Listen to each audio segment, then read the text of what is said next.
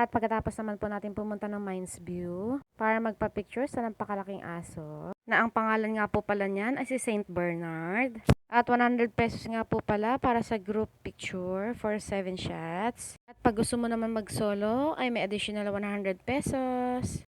At ito naman po ang ating susunod na pupuntahan. At 5 AM nga po pala kami pumunta dyan para bumili ng mga fresh na gulay. At kung nakikita nyo nga po, meron din po pala silang tinda dito sa gilid ng mga ukay-ukay. At may oras nga lang daw po pala sila dyan. At ito nga po palang pupuntahan natin ay palengke ng Baguio. At dito ka nga daw po makakabili ng mga murang gulay at talagang sariwa pa. And for today's video ay pangatlong araw na nga po pala namin dito sa Baguio. Kaya kami namili ng mga gulay. At para naman pagdating na Maynila ay hindi agad masisira. At ayan, kung nakikita nyo nga po habang naglalakad kami sa daan, ay kasabay nga po namin yung mga bandil-bandil ng mga sariwang gulay. At ang kasama ko nga po pala habang naglalakad dyan ay ang Mami Amy at ang Kuya Mel. At pagpasok nga po pala namin ng palengke dyan, ay nag-ikot-ikot nga po muna kami para mag-canvas. At ang dami nga po pala namin pinamili dyan. At syempre naman, di pa din mawala dyan ang sibuyas at bawang. Dahil nga po pagdating ng Maynila ay iba na ang presyo.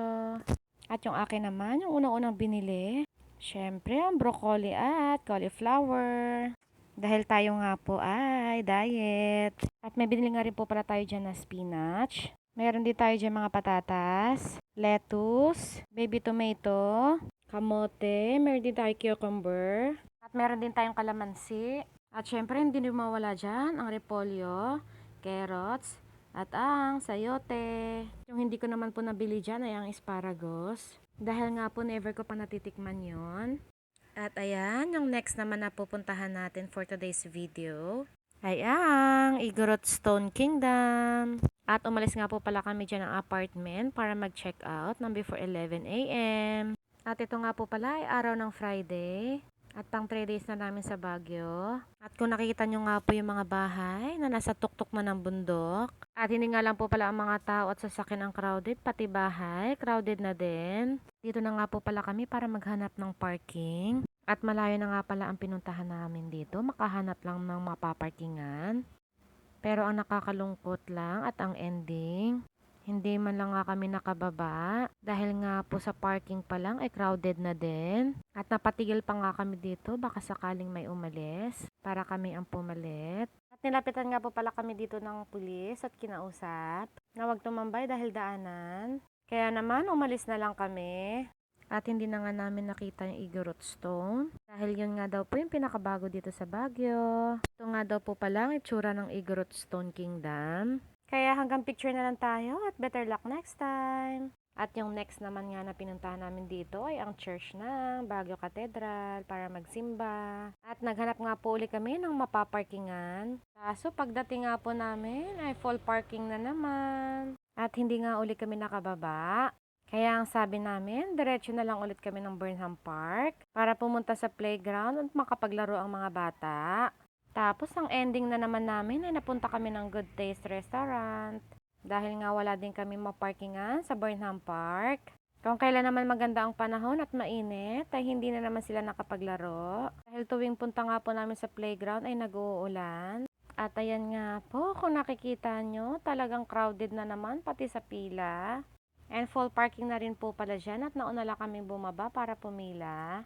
At si Bernard naman nag-aantay ng merong lalabas na sasakyan para siya ang sumunod na pumasok. At habang nga po kami ang pumipila dyan, ay pumunta naman ang Mami Amy at Kuya Mel para bumili sa Burnham Park ng herbs. At yun nga po ay ang rosemary. At yun nga po ay pasabay lamang. At itong Good Taste nga po pala ay talagang dinadayan ng mga tao. Dahil ito nga po ay isa sa pinakamasarap na restaurant. At pumasok nga po pala muna kami dyan para mag-CR. Dahil 30 minutes mahigit na nga rin po pala kami nakapila. At ito nga po pala ang loob ng ground floor nila. At hindi nga lang po isang floor ang meron sila. Meron nga rin po pala sila hanggang 6th floor. At ito nga po pala ang number namin. Dahil 10 nga po kaming lahat, kaya doon kami sa pinakataas. At nakapasok nga po pala kami dyan ng 1 o'clock PM. At talagang 1 oras nga rin po pala ang pila namin sa baba. At yan naman po ang itsura ng taas nila. At ayan, nagsimula na nga po tayong mag-order. At meron nga po pala sila dyan mga combo meal. Meron din po sila family style. At meron nga rin po sila dyan iba't ibang drinks, iba't ibang dessert, at iba't ibang cake. At meron nga rin po pala sila dyan iba't ibang bread na pwede nyo namang i-take out, na ang gustong gusto ko naman siya ay ang banana loaf nila. At meron nga rin sila dyan iba't ibang empanada at mga cookies. At yung pinaka bestseller nga po pala nila dyan ay ang buttered chicken, garlic chicken, hot and spicy buttered chicken, pork humba, sinigang na baboy at hipon, lalong-lalo na ang crispy pata. At meron nga rin pala sila dyan lumpiang Shanghai, chop suey, at pansit bihon. At ayan nga po pala, una-una naming dumating na order. At yan po ay ang cucumber juice. At meron nga rin po pala sila ditong robot server.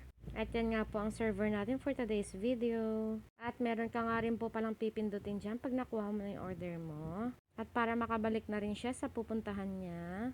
At ito na nga po ang pinakaante ng lahat, ang buttered chicken. At meron na rin po tayo dyan, beef broccoli. At meron din tayo dyan, Mickey at bihon pansit, fried rice, lumpiang Shanghai, at syempre ang crispy pata. At ito nga, pinaka-favorite ko sa lahat ay ang chop suey. Dahil nga po tayo ay diet. At ayan nga po ang mga kasama natin for today's video. At maraming salamat sa videographer natin, ang Kuya Mel. At kaya naman tara, sabayan niyo po kami para kumain. At maraming salamat nga po pala sa iyo, Ate Agnes, sa lahat ng mga food na nakaahain sa harapan namin. Kaya naman, si Lord na ang bahala magbigay ng blessing sa'yo.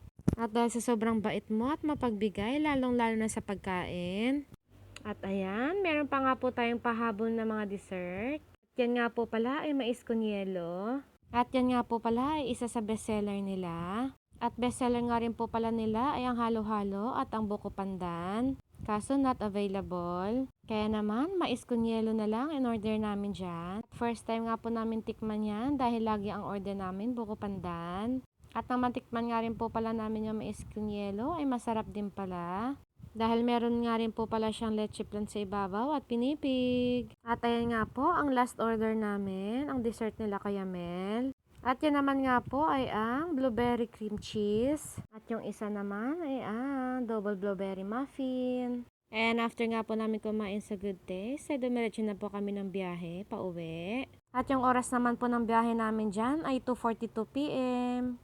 At kung nakikita nyo nga po yung daan, halos wala na kaming makita. After 2 hours nga po pala na biyahe namin dyan, ay dinaanan naman namin ang Mama Josie. At yan naman po ay ang mama ni Mami Amy. At kasama din si Brix na pamangkin niya. At ayan, bago nga po kami bumalik ng Maynila, ay pumasok nga po pala muna kami ng Manawag Church para magsimba.